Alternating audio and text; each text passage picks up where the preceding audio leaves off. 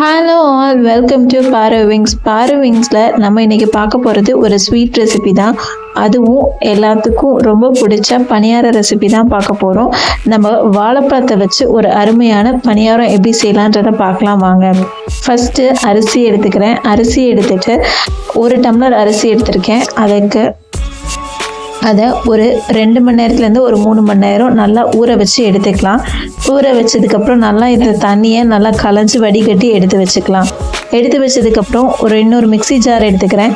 Mixie ஜாரில் நான் தேங்காயும் 3 ஏலக்காவும் சேர்த்து நல்லா பூவாக அரைச்சி எடுத்துக்கிறேன். நல்லா இந்த மாதிரி அரைச்சி பூவாக எடுத்து வச்சுக்கிறேன். இன்னொரு பெரிய மிக்ஸி ஜார் எடுத்துக்கிறேன். எடுத்துகிட்டு அதில் ஆல்ரெடி நம்ம ஊற வச்சுருந்த அரிசியை இதில் சேர்த்துக்கலாம். இந்த அரிசியை நல்லா சேர்த்ததுக்கப்புறமேட்டு இது கூடவே நம்ம வாழைப்பழத்தை சேர்த்துக்கலாம். நல்லா இந்த மாதிரி கனிஞ்ச வாழைப்பழமாக எடுத்துக்கோங்க. நான் இந்த மாதிரி நல்லா கனிஞ்ச வாழைப்பழமாக 2 வாழைப்பழம் சேர்த்துருக்கேன். இது நல்லா தோல் எடுத்துகிட்டு இதில் சேர்த்துக்கலாம். நான் செவ்வாழை எடுத்திருக்கேன். நீங்கள் எந்த வாழைப்பழம் வேணாலும் எடுத்துக்கலாம். எடுத்துகிட்டு இந்த மாதிரி கனிஞ்சிருந்தால் அதை நம்ம இந்த மாதிரி பணியாரமாக செய்யும் போது நமக்கு இன்னும் ரொம்ப டேஸ்டியாகவும் நல்ல ஒரு ஹெல்த் பெனிஃபிட்டாகவும் இருக்கும். இந்த வாழைப்பழத்தை நல்லா இந்த மாதிரி சின்ன சின்ன பீசஸாக கட் பண்ணி இதில் சேர்த்துக்கிறேன். சேர்த்துட்டு அது கூடவே நான் வெல்லம் சேர்த்துக்கிறேன். வெல்லத்தை நல்லா பொடிச்சு இதோட சேர்த்துக்கிறேன். சேர்த்துட்டு இதில் எந்த தண்ணியும் விட தேவையில்லை. இந்த வாழைப்பழத்தில் இருக்கவும் இந்த வெல்லமுமே நல்லா இதுக்கு ஒரு தண்ணி இருக்கும். நல்லா இந்த மாதிரி திக்கான ஒரு கன்சிஸ்டன்சிக்கு அரைச்சி எடுத்துக்கோங்க.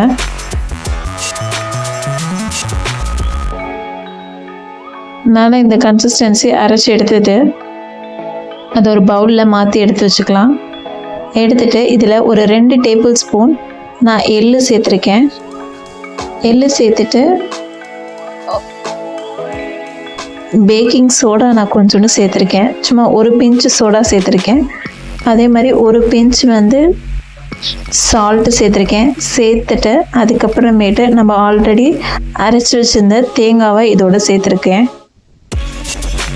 அதையும் இது கூடவே நல்லா சேர்த்துட்டு இதை நல்லா ஒன்று சேர கலந்துக்கலாம்.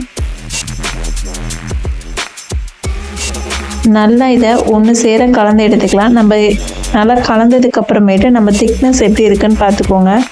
மாவோட திக்னஸ்க்கு ஏற்ற மாதிரி தான் இருக்கும். மாவை ரொம்ப திக்காகவும் இருக்கக்கூடாது, ரொம்ப தண்ணியாகவும் இருக்கக்கூடாது. நல்லா நம்ம தோசை ஊற்றுற பதத்தில் இருந்தால் போதும். எனக்கு இன்னும் கொஞ்சம் தண்ணி தேவைப்படுது. இன்னும் கொஞ்சம் தண்ணி நான் இதில் ஆட் பண்ணிக்கிறேன். ஆட் பண்ணிவிட்டு இதை நல்லா கலந்து எடுத்து வச்சுக்க வேண்டியதான்.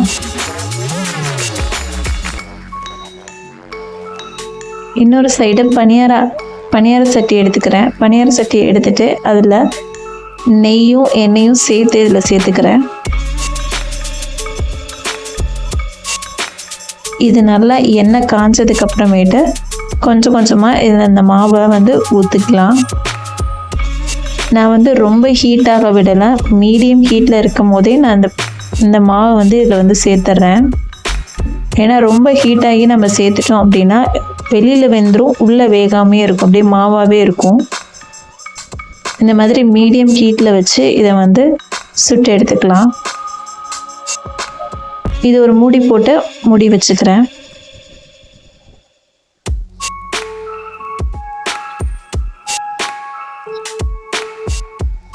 இது நல்லா வெந்ததுக்கப்புறமேட்டு இதை எடுத்துக்கலாம்.